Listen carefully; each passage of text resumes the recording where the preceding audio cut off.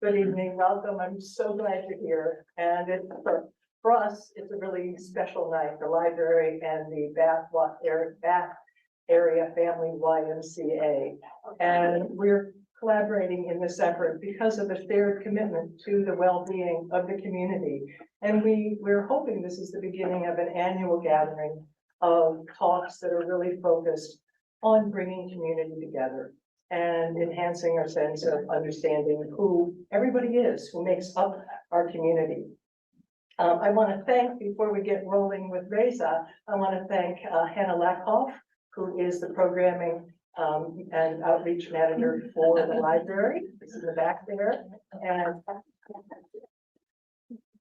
And also Jackie Stahl, who heads up the WISE Diversity, Equity, and Inclusion efforts. He's in the back row there. Well, we're all very aware that we live in a country of immigrants, right? With the exception of Native Americans, including the Wabanaki, everyone in this room or their ancestors came to what is now the United States from another country. For some, this was a recent experience, but for most, that journey was long ago, and now it's a memory that's been mislaid somewhere in the annals of family history. And the struggles of finding one's way in a strange and sometimes unwelcoming land is something that many people have lost track of or forgotten entirely. But for tonight's speaker, that is not the case at all. He vividly remembers his journey from Kurdistan, Iran, to India, where he was a political prisoner, and then finally to Maine in 1985. The thing about Reza's story that struck me when I read the introduction to one of the books that you were part of was that when he arrived alone, and he knew no one. He was truly a stranger in a strange land. He had advanced degrees in engineering and social work, but he took the factory job that was offered to him. His co-workers taunted him at times, but he ate, he slept, he worked, he kept his head down, he worked on another degree at University of Southern Maine and found his way, and ultimately found grace and kindness and really deep sense of purpose. But as his journey improved, he never forgot the difficulties of turning an unfamiliar and often unwelcoming place into a home. And he began helping other newcomers. That effort to find his own adjustment, he transferred that into an effort to help other people find their ways. And that included building bridges of understanding between them and Mainers who got here before them. And not always an easy task. And he's done that in many ways, including giving public lectures like he's doing tonight, writing books, teaching classes at USM and Bangor Theological Seminary, becoming an immigrant advocate, serving on the board of Amnesty International USA, and becoming the executive director of the Greater Portland Immigrant Welcome Center. In Reza's foreword to a collection of profiles called New Mainers, he notes that the book came into being because of a desire to get to know our neighbors, to raise awareness about refugees and other immigrants in Maine who hail from many different countries, and to discover what they're contributing to the state that we all love. His talk seems especially important and valuable right now when numerous corners of the world are aflame in conflict. So I feel especially blessed that you're with us all to sort of help us navigate these times. What he has to say, I trust, will prompt our own sense of compassion and encourage us to seek out shared ground with people who have different experiences than each of us may have. So with that said, join me in welcoming Reza Jalali.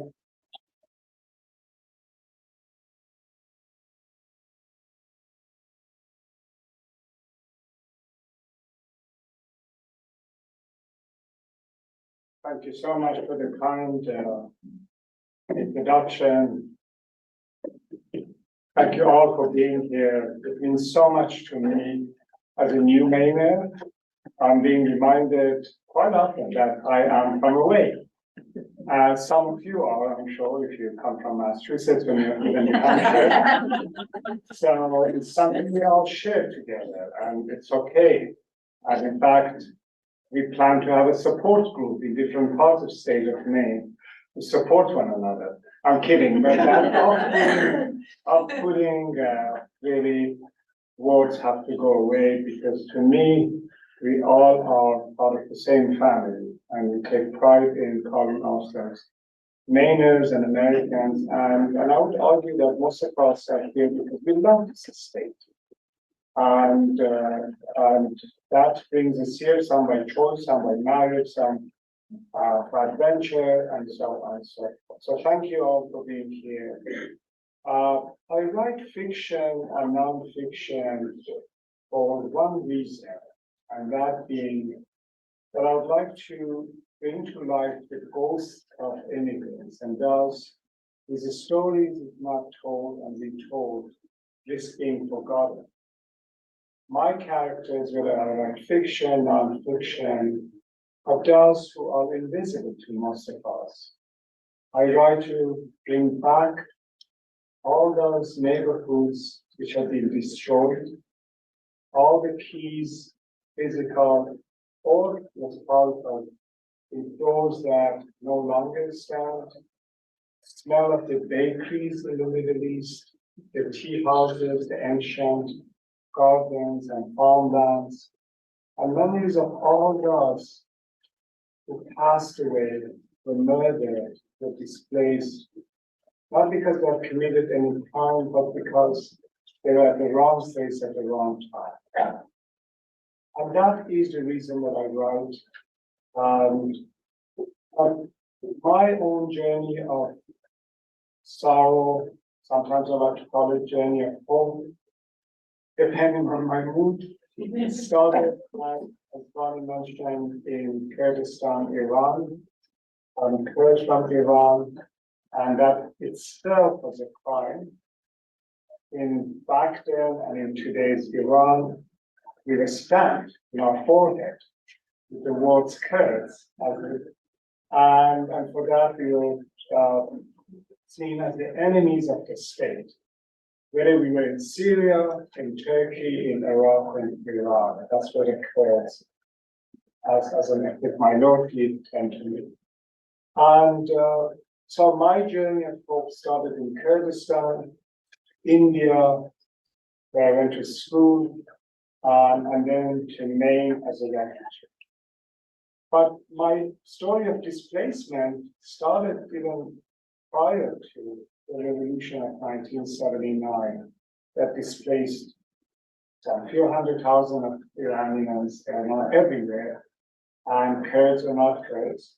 My story of displacement, you could say, was predicted when I was a baby. And I'm going to read, if I may, a couple of pages from the foreword to New Mainers, a book that I helped to publish, and the copies of the same book there, in case you'd like to look at the book.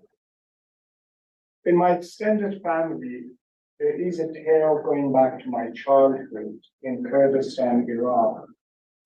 Like many good stories, it begins with a knock at the door. My mother, carrying me, the youngest of her 9 children, answers you to find a group of gypsy women.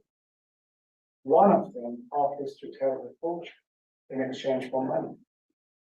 Curious Hanum, as we called mother, stretches one hand out while holding on to me tight.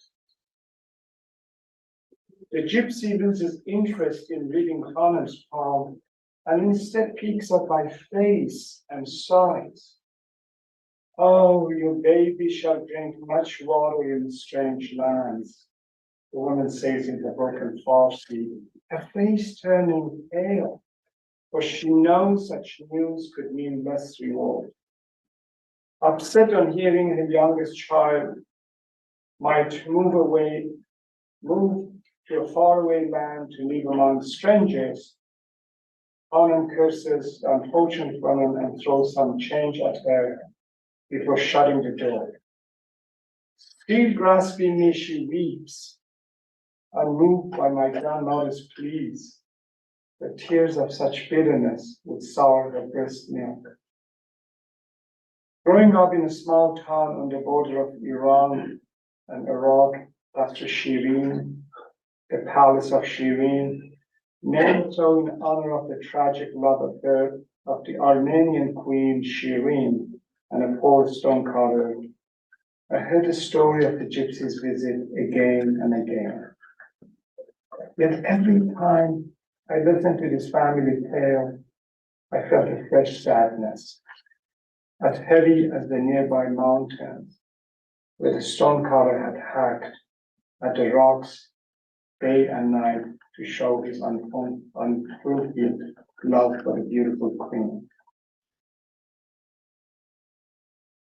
As time went by and the world around us transformed, I began to see and sense anxiety in Khanum's eyes whenever we were alone together. By the time I was in high school, the Shah's secret police, Sawat, were arresting young Iranians, Kurds or not, as anti-government opposition grew inside and outside of Iran. Fearful for my physical safety, I left Iran to go to India to continue my studies. The much anticipated revolution came in 1979 when the population, tired of regime's tyranny and corruption, and seduced by the promises of a white-bearded old Ayatollah, forced the Shah to flee the country.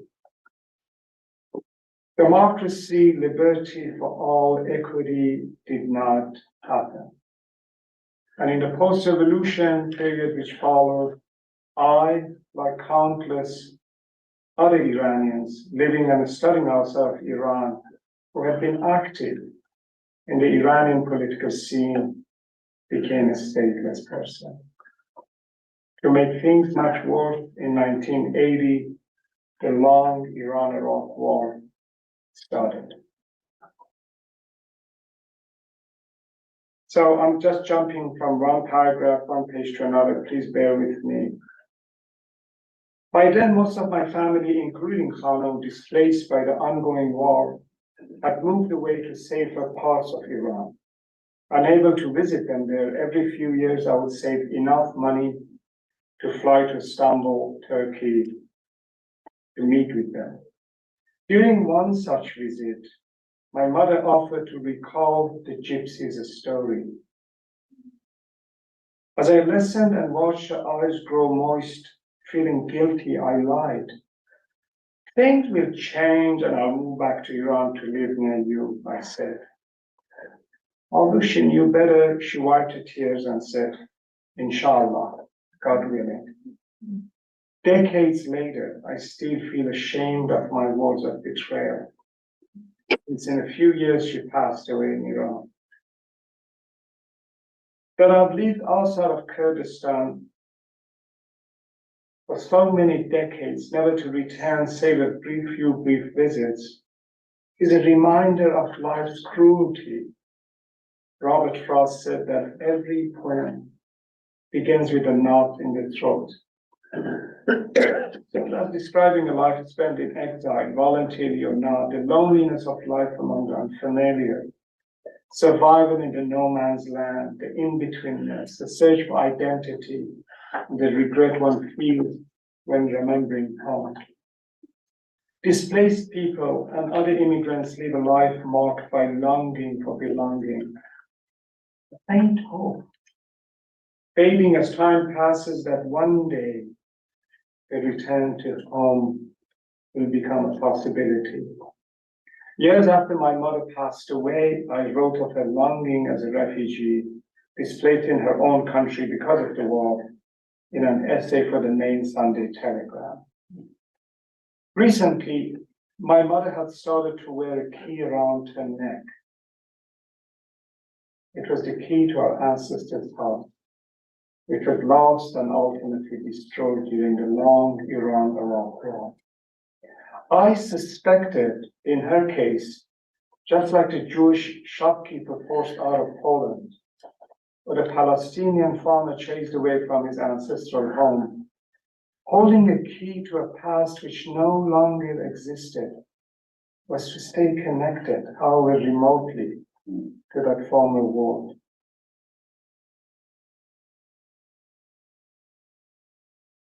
Even while studying in India, I dreamed of going back to Qasr Shirin to live in a town known near and far for its starry nights and crisscrossing river.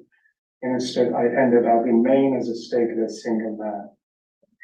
I arrived in Portland, Maine on Memorial Weekend in 1985. I still remember the flags displaced everywhere. Still, once I got to Portland, my new home, it felt like a sweet dream. My tired eyes, the electric lights seemed brighter, and the sky looked bluer. I would walk around penniless, single, and without a friend, enjoying the new sights and sounds. Curious like a lost traveler, I would watch people around me. My eyes would light up like a baby's when I caught a glimpse of the ocean. Lost in the narrow streets of the city's west end, I would stop to admire the magically fragrant lilac bushes leaning over the fences. Open-mouthed with my head tilted back, I would chase with my eyes the birds with English names I was yet to learn as they took flight into the New England sky. Feeling alive with excitement, I would marvel at the openness with which pretty women flirted with me. I'm glad my wife is At times like these, I felt after years of searching, I found a home. If leaving one's home is like a death, settling down in a new country is like a rebirth. Like a baby, one learns by watching others, making mistakes, crying and laughing when provoked. It took me a while to realize that every gaze was friendly. Oh, I must admit I was a sight to stare at. Though most people around me dressed in shorts and t-shirts, bearing pale flesh, I was dressed in layers of sweater. From Maine's early June temperature of low 60s felt intolerably cold compared to India's heat where I come from. Weeks later, as I walked down Congress Street, gazing into store windows and walking inside just to look at the merchandise, I felt unwelcome. At one clothing store known for its low prices, I was followed around by the unfriendly store manager. When I pretended to be interested in a fleece jacket, he wanted to know if I could afford it. For a long time afterwards, every time I passed that store, I had a maddening urge to throw a rock through his plate glass window. I'm glad to say I did not. I never did that. Well, let's see some more. I felt and acted invisible as I tiptoed through crowds in the streets, malls, fairs, and cinemas, unseen and unspoken to like a ghost. During holidays, I felt homesick and lonely. I could not, try as I might, share in the joy of the loud laughter and the celebration that went around me. During one New Year's Eve celebration, as I stood watching the fireworks explode overhead in the black December sky, my toes freezing in my cheap boots, I realized I knew nobody in the large crowd around me. As the crowd screamed every time the sky glittered with millions of tiny, colorful sparks, it dawned on me that I was alone in a city of thousands and in a country of millions. I rushed home feeling terrified. But it was in the same Maine that I witnessed again and again the grace, the kindness, the generosity for which most Americans and Mainers are known. Most often such kindness would wrap itself around me, the way the morning fog embraced the islands on Casco Bay in wintertime. On the day I arrived at the airport in Portland, I had no place to stay. Stan and Sandy offered to take me to their home. Years later, when Sandy was diagnosed with cancer at the same time as one of my sisters living in Iran was, I found myself praying for them both, two sisters living in two different worlds. Sandy survived her illness. My sister Puran did not.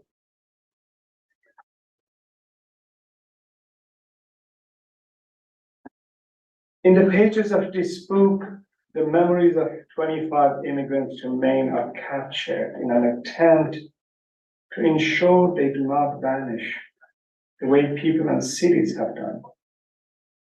As Milan Kundera says, and I quote, "The struggle of man against power is the struggle of memory against forgetting." In these terrifying days of ours, when old men in power dream of invasions, children in search of food step on landmines left behind by the invading armies, a history is being revisited. It's important. It's important to honor each other as members of one family. We may not understand our new neighbors' languages, but for the most part, their stories and struggles are the same as ours. Neighborhoods might be built with stones and bricks, but they thrive only if they're based on sisterhood and brotherhood. This book tells our new sisters and brother stories as they make Maine their home. Thank you so much. And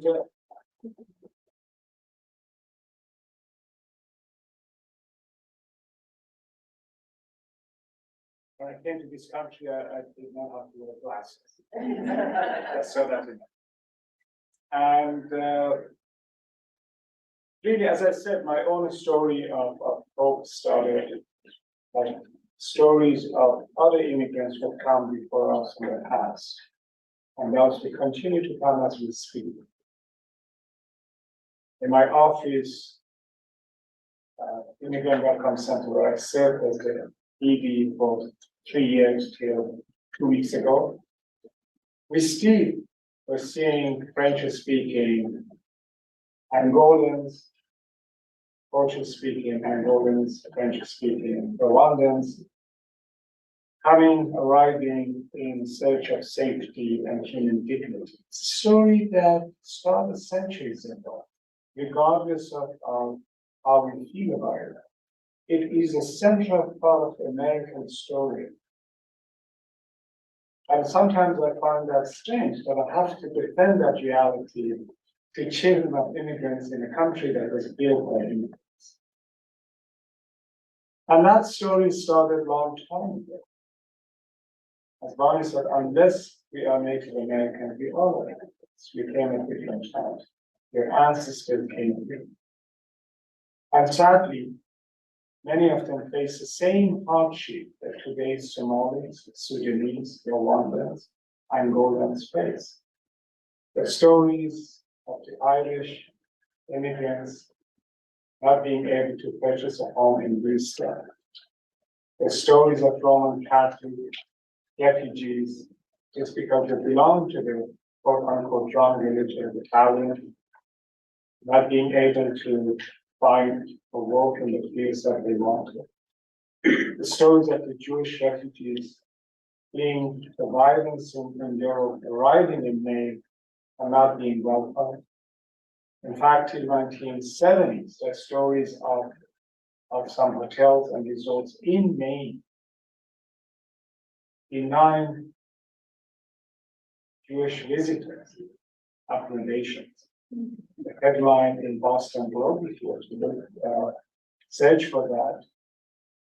So the story of immigrants, those coming here to seek safety and security, facing hardship, facing racism, exclusion, it's not a new story. And those who came before us paid a price. And I'm grateful to them for all the struggles and fights I managed to stand in front of you to tell the stories of today's immigrants.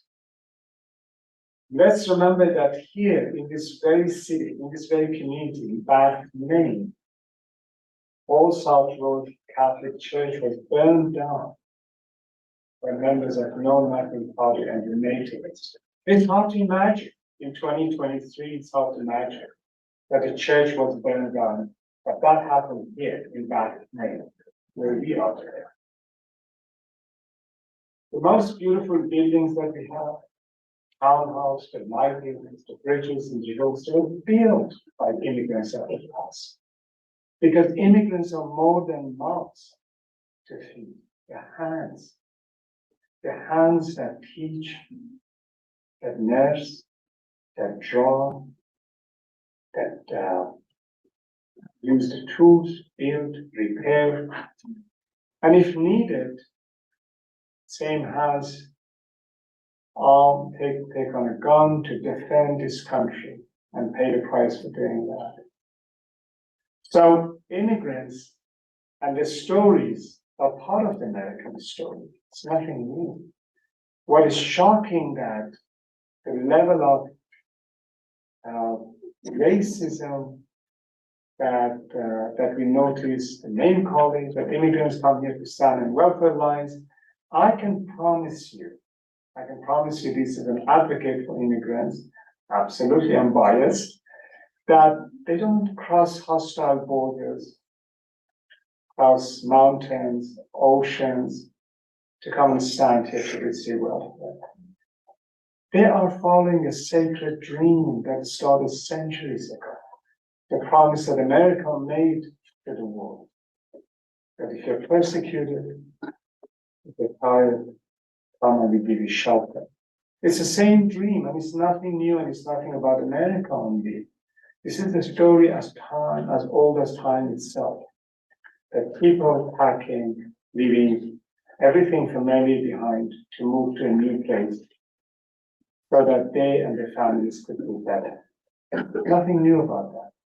That has been happening since humanity started searching for better lands, searching for better opportunities, search of safety, and being driven out of their homelands by one tribe or the other, by invading armies, by violence, persecution. That story continues to this day.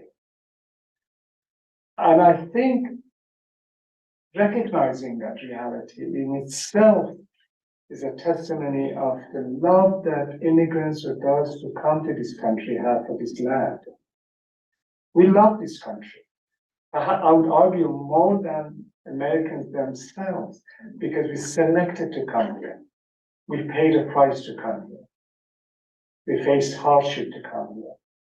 For many Americans who take things for granted, including not bothering to vote, they're born in America. America is great for them. It is the greatest for us, and that is the difference. So that is my pushback against the name calling, against this group being criminals, that group being rapists. I don't even want to repeat those communities' names, because of course there are bad actors everywhere. As immigrants, we're not all saints. That would have been great, but we're not. But the reality of it, most of us come here to rebuild our lives, to start a new life, and to give our children the opportunities that we were denied. I could not attend a university in Iran because I belong to a persecuted minority. I could not perhaps find a job after college in Iran, because again, I belong to either the wrong political party, I spoke the wrong language, I worship a different God, for any of those reasons. So I know well that my children would not have to face that they would be judged by their character, who they are.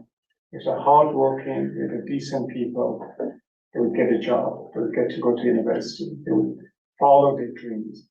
For that reason, similar to my stories, all these immigrants arrive in this country and come, and in the process contribute to the richness of this country, this nation. When it comes to Maine, there's a sense of urgency. We're an aging state.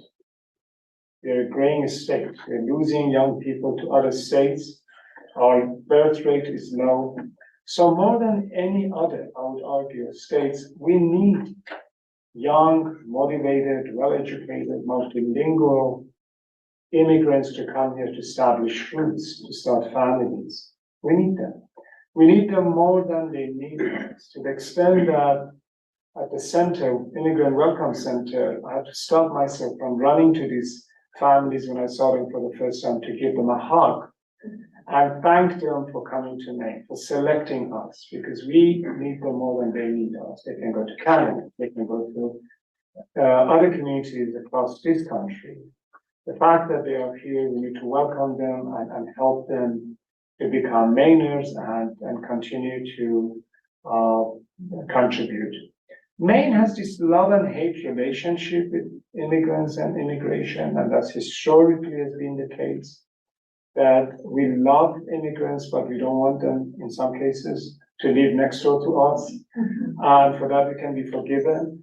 But the reality of it is, historically, Maine has not been very kind to Mainers. When I came to Portland, Maine, just like 100 years ago, I was clueless about the relationship that this state has had with the immigrants of the past. And till I had to do some research and educate myself to find out that the stories of Jewish residents, Greeks, Italians, the Irish, French Canadians, for example, all those being persecuted for one reason or the other. There is a building right on Forest Avenue, and I've written quite a few essays about that particular building. On Forest Avenue, close to University of Southern Maine's campus, Portland campus, there's a Burger King, a mini shopping plaza with a CVS and a bank and all that. And near where the Burger King stands today used to be Rollins Estate, a building which used to be the headquarters of the KKK in Portland. In 1924, more than 3,000 people gathered in front of that building. And under a burning cross, 200 new members were initiated. Indeed, the KKK efforts were so normalized in Portland, Maine, and in other communities, some communities across the state, that city's newspaper, Portland Press Herald, would report on their social events as part of the social page events, for example, that KKK had this dinner, KKK had other activities for children. And that building stood there, and you can imagine how immigrants of back then feared this building, feared the KKK's presence in that community. Mind you, because Maine had historically had a very small population of African Americans, there were quite a few families, but the numbers were very small. The KKK targeted the Jewish residents and the Roman Catholics and some Chinese families who used to live in Northern Portland, Maine. And I sometimes think of all those immigrants who had to cross this building. They were fearful for their own and their children's physical safety. I'm College Carmel, but today's Forest Avenue is where most of the immigrant-owned businesses are located. Forest Avenue, in fact, is where there are Chinese restaurants, Thai restaurants, Somali restaurants, Iraqi stores, and dealerships, auto dealerships, mechanic shops, tax-prepared businesses, all owned and run by immigrants. And so the ghosts of the past, the KKK days, must gasp, seeing that how multicultural we have become, how wonderful we have become, what an inclusive community we have become. Portland, I take pride in calling Maine and Portland, Greater Portland area as home, because that is rare. One of the first communities that we called our LGBTQ community members are neighbors that just belong to a different sexual orientation to marry, to be able to marry each other the same way that non-LGBT community members have been doing so without any problem. So first community that now we have a couple of mosques, a Hindu temple, a Buddhist temple, another Buddhist temple being built in Westwood. And I take pride in that. And I think that is where the future of Maine is. We are catching up with the rest of the country. And we need to wish each other luck in doing this faster, so that perhaps we could become more multicultural, import some young persons, engage them, help them to establish roots, buy a home, become homeowners, have children, send their children to schools, and have some of them teach our kids, nurse our elderly, take care of us, and pay taxes. Thank you so much, and that is it.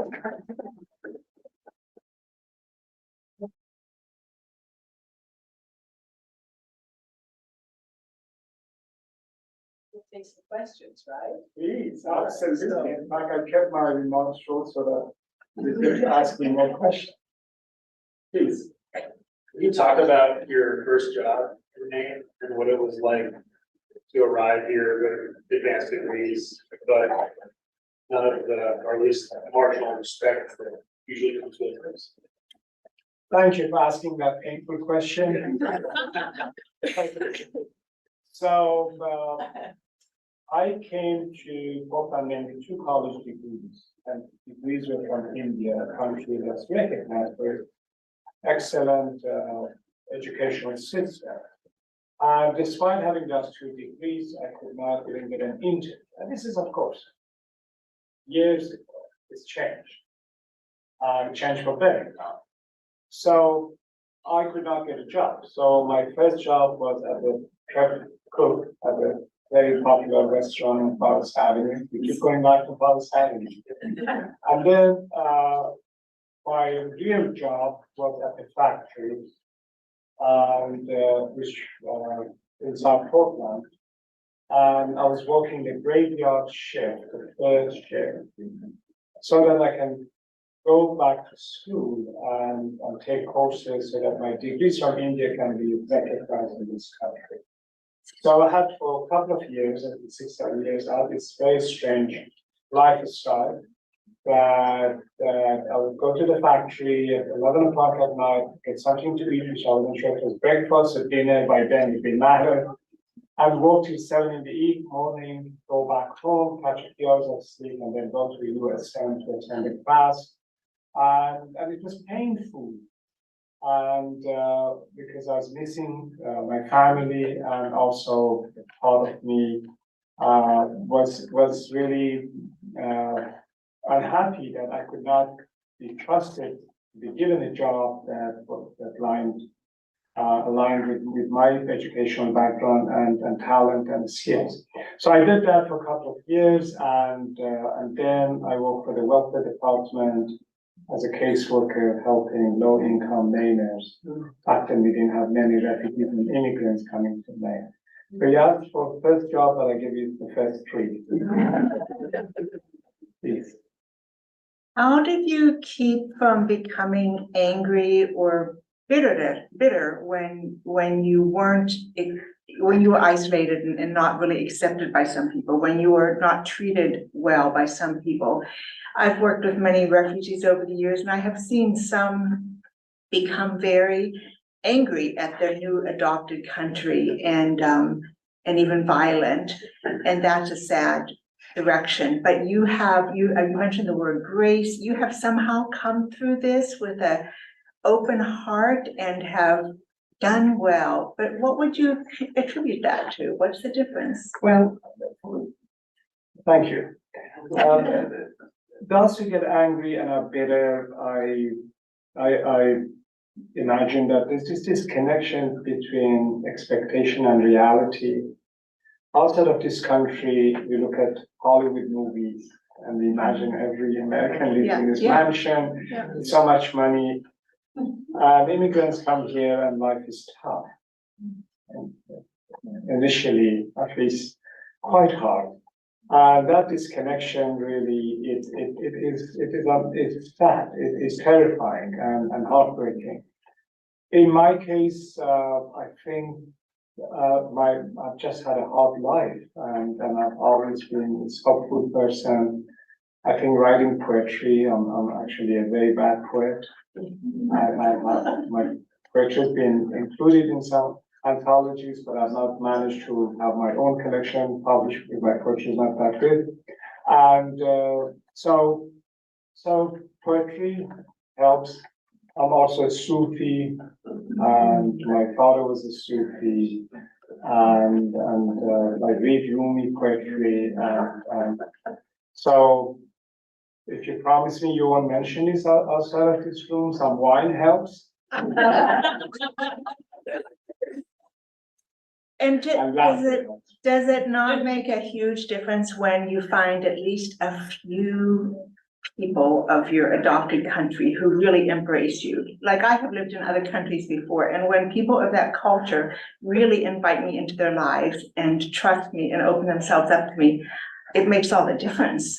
And so did you experience that with some people, or did it take a long time? Unfortunately, we don't have a significant number of Iranian Americans or Kurdish Iranians or Kurds, for that matter, living in Maine.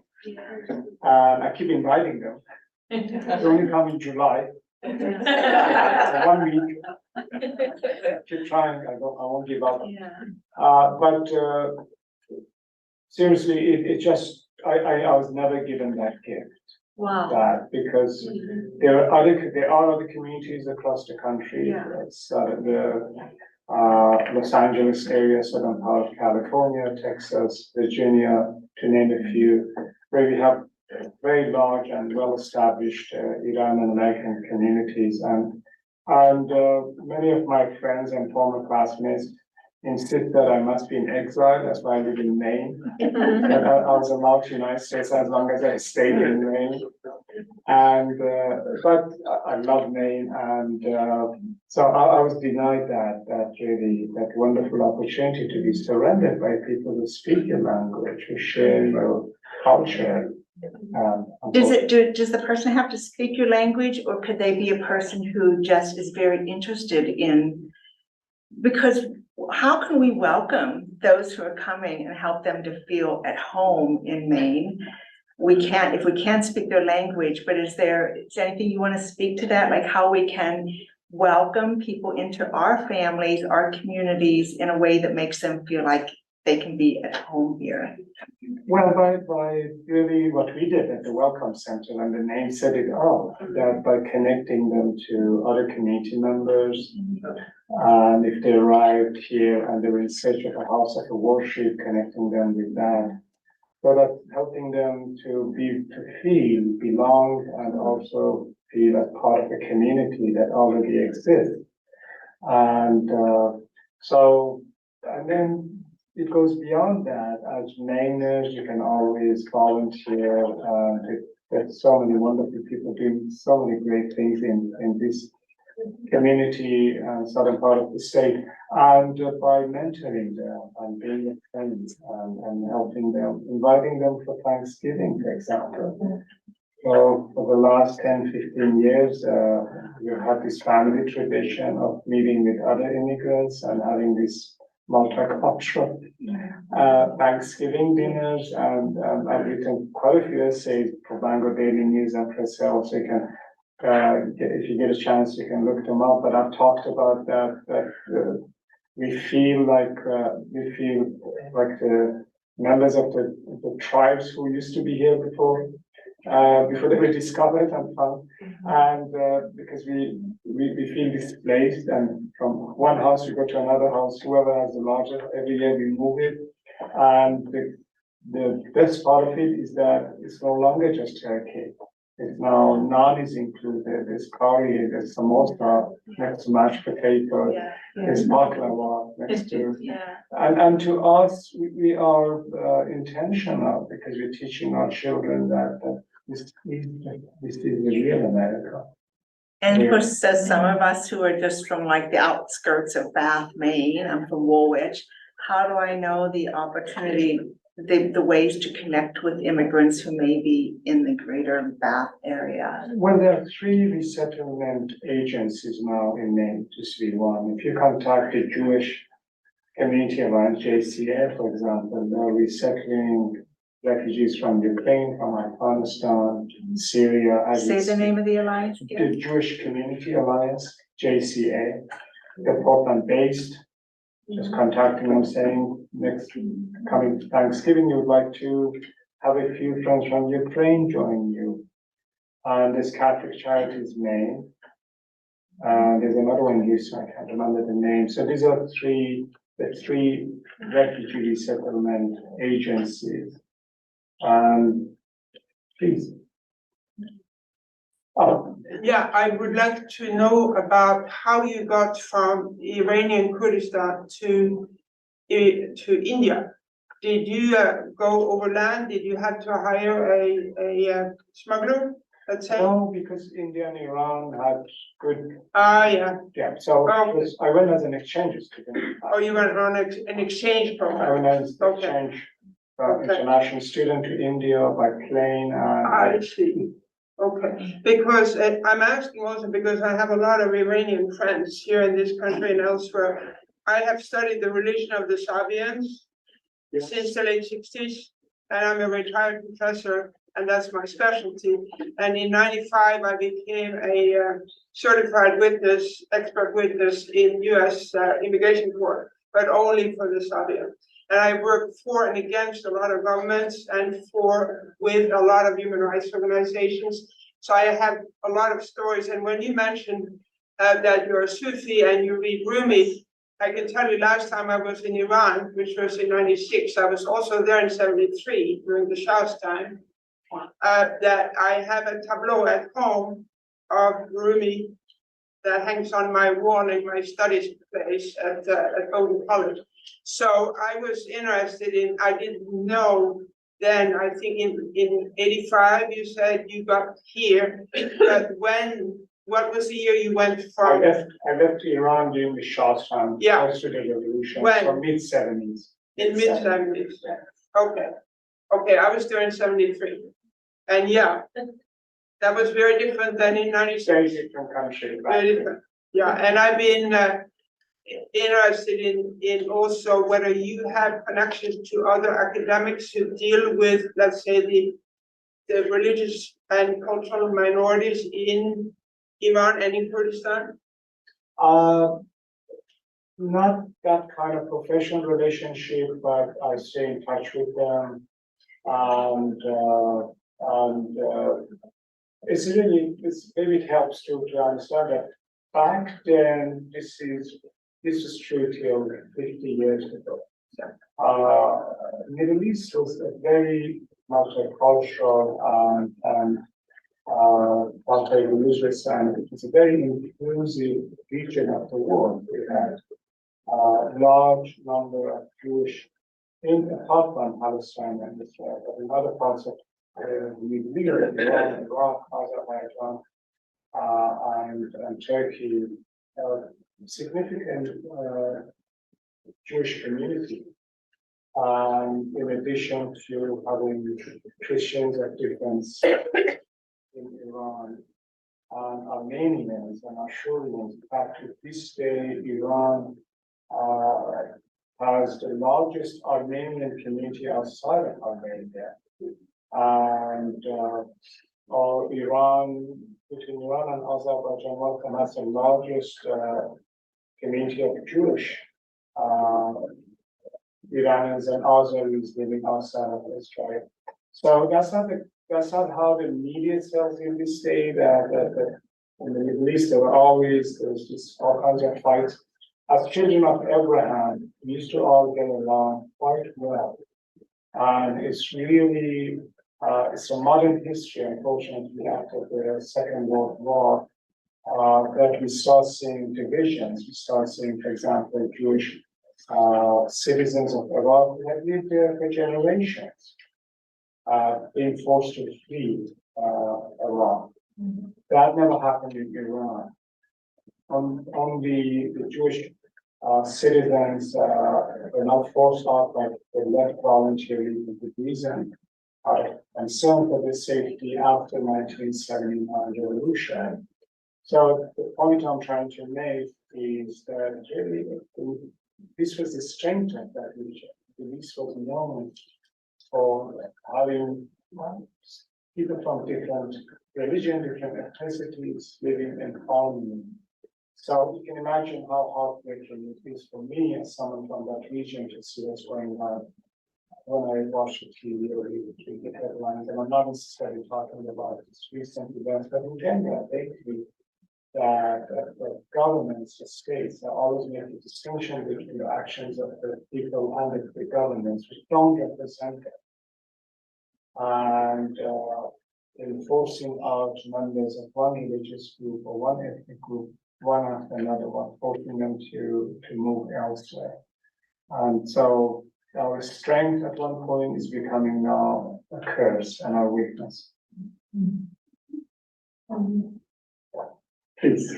I wonder if you could comment on your experience with housing. Like when you came, you talked about Sandy and the couple, and I don't know how you met them, but were you able to easily rent a place to live once you began to work? And how is that different than the immigrants that is there a difference between with the immigrants you see today? I'm just curious about your. Thank you for that excellent question, because seriously, if I was coming now, I might have been forced to sleep on the street, sidewalk, because housing crisis we face in the greater Portland area in Portland itself is a national crisis. It's a humanitarian crisis. That asylum seekers who are arriving here, just imagine they're coming with their families, and after all they have gone through, after all the hardship that they have faced in getting to Maine, and they become unhoused. They shortage of food, and so that was not the case when I came. When I came, Portland, Maine was not discovered by the world as this amazing destination. We didn't have $2 million condos back then being here. So I remember sharing, well, I lived with this kind family who came to pick me up from the airport. I volunteered. And, but I stayed with them for a week and they helped me to find an apartment. And I think the first apartment I was sharing with another immigrant, newly arrived immigrant, we paid, I think, $300 for a 2-bedroom. The West End, that would go now for, I think, $2,500. So it is a serious issue. The nonprofit I used to belong to, which I led, we didn't get into housing. We're not a social service agency. We're mostly about integration and also workforce integration by teaching them English, helping them to be ready for jobs, and then helping them to be employed. But in a way, we were involved because we had all these families who would come to me and say, I have no place to go and sleep tonight, and I have young children, and it's going to get cold. But again, we live in, it's important to mention, it's in a very caring state that people really offer to help. It is a crisis that impacts all of us. I mean, our children, if they're in Maine and they don't own a house, I don't know if with the income that they could actually make, they could ever become a homeowner. So it's an issue that really not only impacts immigrants or low income Mainers, but it impacts all of us. And that has to be addressed. Please. Her question was about housing then and housing now, and I wanted to know about your experience being welcomed then versus the experience of Mainers now. And this might be a national trend, but I feel like my perception is that it's very polarized. People can be so welcoming and dying to help, but also it seems like there's another population that is very unwelcoming and not a lot of middle ground from my view, from what I'm seeing. And I'm wondering if it was always this way or if this is kind of a newer thing. Thank you. This is a very thoughtful question. Really, as I said, it varies. It varies depending on who the immigrants are, and when they come. If the nation is struggling, if the economy is not good, we right away maybe look for scapegoats. I mean, they're here to take my jobs and receive welfare both at the same time. It's impossible. And so it depends. When we feel good as a nation, we feel confident enough, we welcome them. But if there's a war or post 9/11 days where we found Muslims became the public enemy, regardless of how long they had lived here, regardless of whether they were born here, that fought for the United States Army and armed forces. So that it really varies. And if I may only elaborate, so when I came, there were refugees coming from the former Soviet Union. This was during the Cold War, as opposed to hot wars we have now. And so, for example, those coming from former Soviet Union, in particular, if they were the European countries, they were white, they were Anglo-Saxon, they were coming from urban centers, from large cities in Europe. They didn't have a hard time integrating. They had names like Michael, George, Maria, so good for them. At the same time, those were coming from Afghanistan. This is around the same time I came. They had a harder time. None of them was called Michael or George. And they were coming from rural parts of Afghanistan. So they had a harder time adjusting culturally. Perhaps they didn't have the level of education that some of those European refugees had. So they will receive differently. So it really depends on your color of skin, where you come from, your religion. And that's, again, nothing new. American immigration system has always been racist. And to give an example, we welcomed us coming from Cuba because we don't like the government. But this next boat, if they're from Haiti, we kick them out, which doesn't make any sense because they're either fleeing violence and persecution, which in both cases, the case is true, and we should welcome them, we should welcome any of them. So that's really part of the American immigration system, which is flawed and needs to be reformed. And so there are many factors that you can imagine involved. In my own case, I saw some racism, and my forward to this book, I mentioned quite a few of them, including what Bonnie mentioned in that South Portland factory, where I was always threatened to be killed at workplace, and I thought that's interesting. And but at the same time, in general, I was treated well and I was welcome. But then I had students at the University of Southern Maine who would disagree with me. They are young Muslim women, and they had three things going against them: gender, they were dark-skinned, they were Muslims, and they're wearing the hijab. So 4 things. So they didn't have the same experience I had as a male. And no one would know I'm a Muslim. I'm walking down the street. But this poor young woman very proud young woman who was walking around wearing the hijab became a target, even at the campus. So again, it's Were you able to go back to Iran since? I did. After the so-called reformers came to power, I went back after a few decades. And I went there over 30 years later. And I had changed by then. I went in year 2001, I became in 2005 and 2010. And I had changed. The country had changed. As immigrants, when we leave our homelands, we think everything would freeze and stay the way it was, waiting for us to return. Welcome back, Reza. We waited for you. So there's a lot of humility here that I realized that the country had changed quite a lot. It had become poorer because of the long war, overpopulated, and facing a lot of difficulties. And younger people were much smarter and more activist than what my generation. Women were much more empowered. I don't know if you're paying attention to what's going on in Iran, but women movement in Iran is very much alive, vibrant, and they're really doing quite well, despite all the so many barriers and struggles that they have. And I have changed. I would walk around and people would look at me and say, "How's America?" And I thought, "How do you know what it is?" You know what the response was? Because I couldn't say it was the haircut, I don't have it. Shoes. Shoes. Shoes. The next time I'm going barefoot.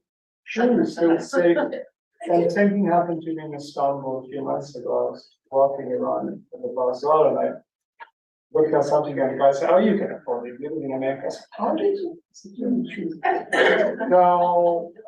So this is Salman Rushdie puts it in nice words. He says, when you leave your homeland, the door shuts behind you. So that's really what my experience going to Iran was. And then I would cry because I had missed so many birthdays, so many weddings, so many people had passed away, and I wasn't there. There's no closure. The nieces who had been babies now got married, and babies have their own, and there was confusion whether the babies could call me an uncle or not. So, but it was quite an experience.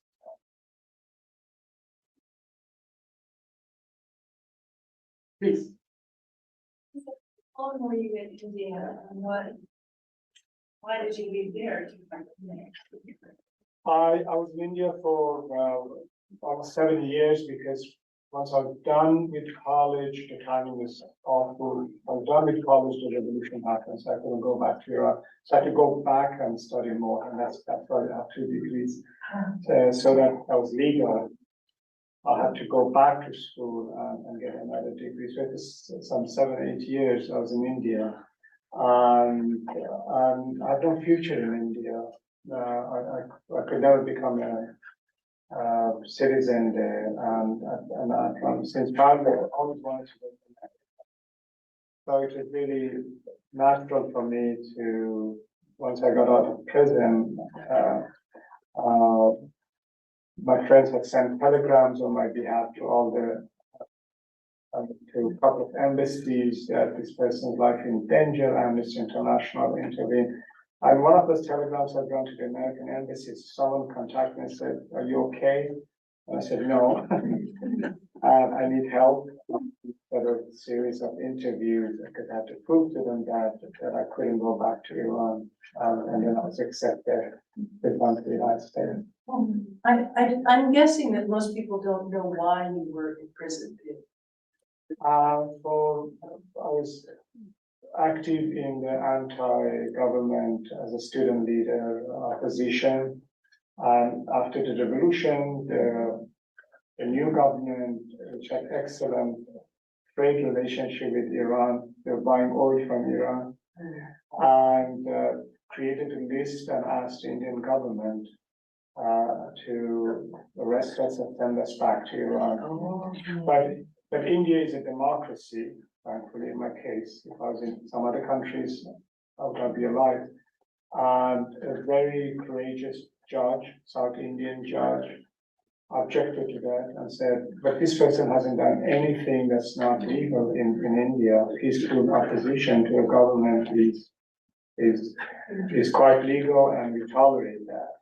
And bring me evidence that he's done something wrong in Iran, if he has stolen a bank robbery or something. And what really worked in my interest was I'd not been to Iran out of fear during the Shah of Iran case, so they couldn't make up a case that I've been there. So the judge said, well, unless you prove that, we're going to release him. But for a while, I was in solitary confinement because Indian government did not know who I was, and I might have done something really horrible back in Iran. So, it's. How did you pick me? Or did you? I did not. Yeah, so maybe.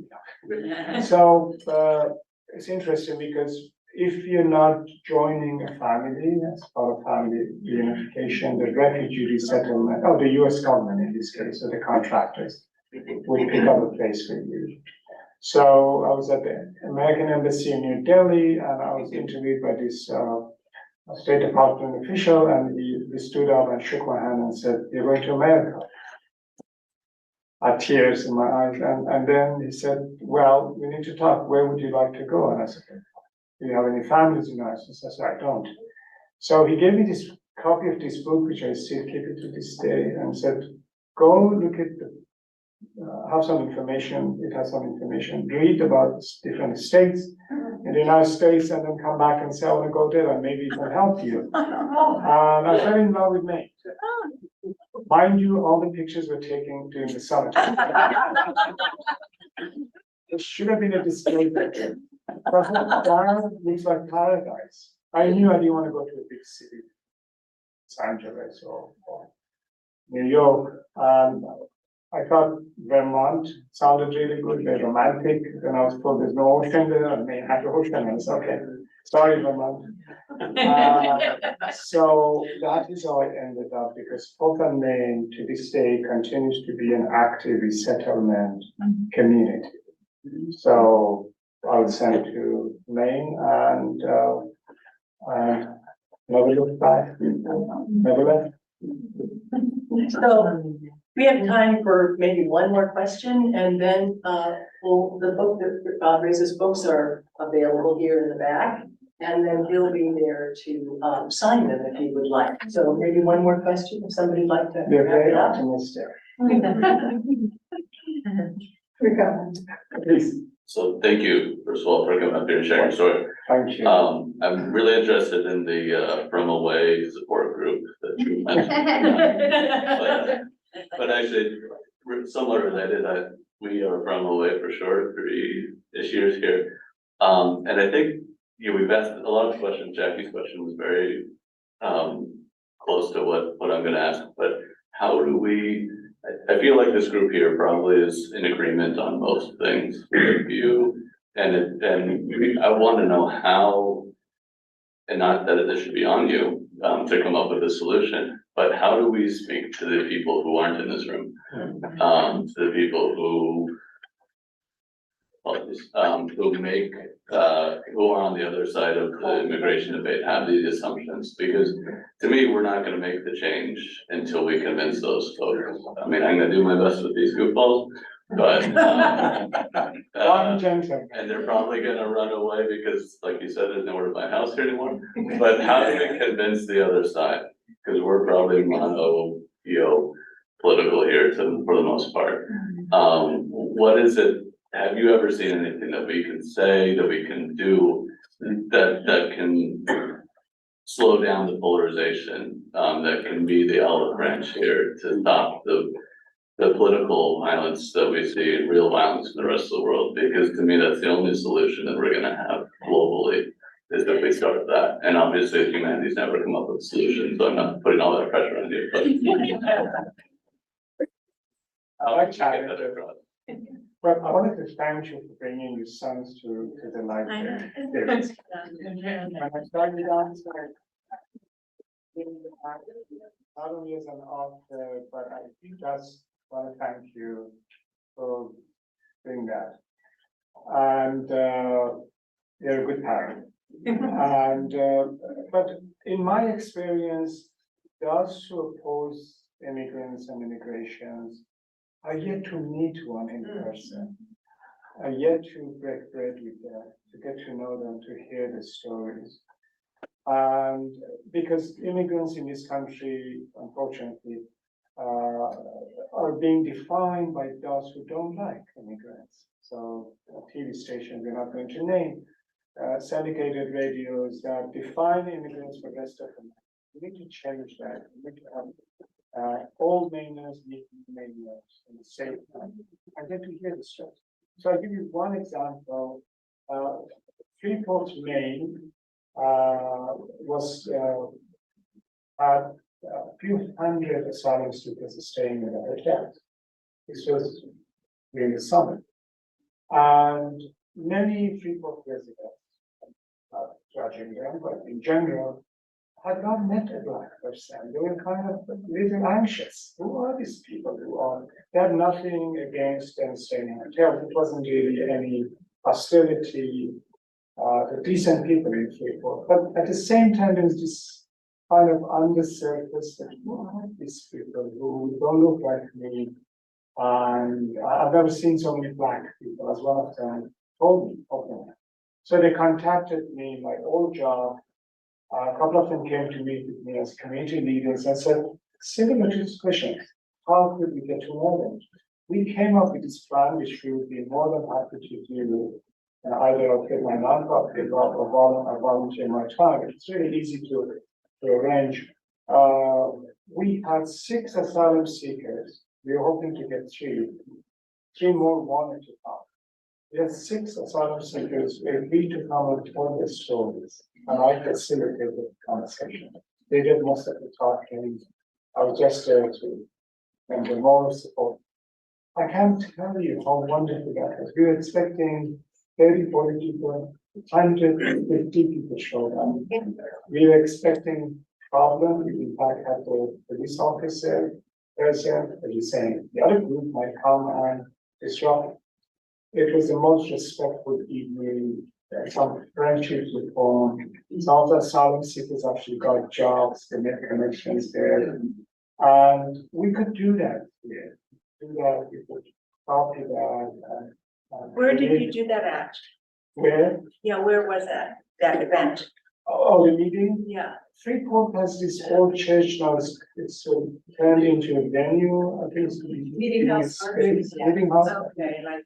The group that the nonprofit that invited us is called Free for Free Speech. Lovely people.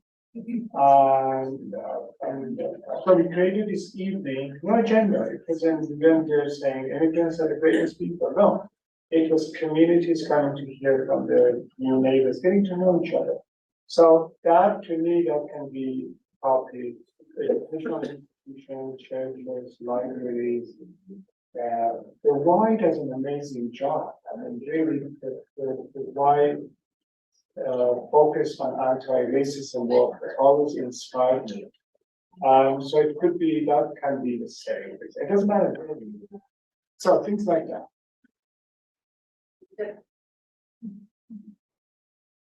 Please. I could just speak to, I'm an old Mainer, and I could just speak to this same sort of thing because when my children were in high school here in Bath, Maine, we had exchange students in our family, all from the time they were little up through, because I never saw a Black person until I was 14 years old in down East Maine, and wanted to find out about the rest of the world.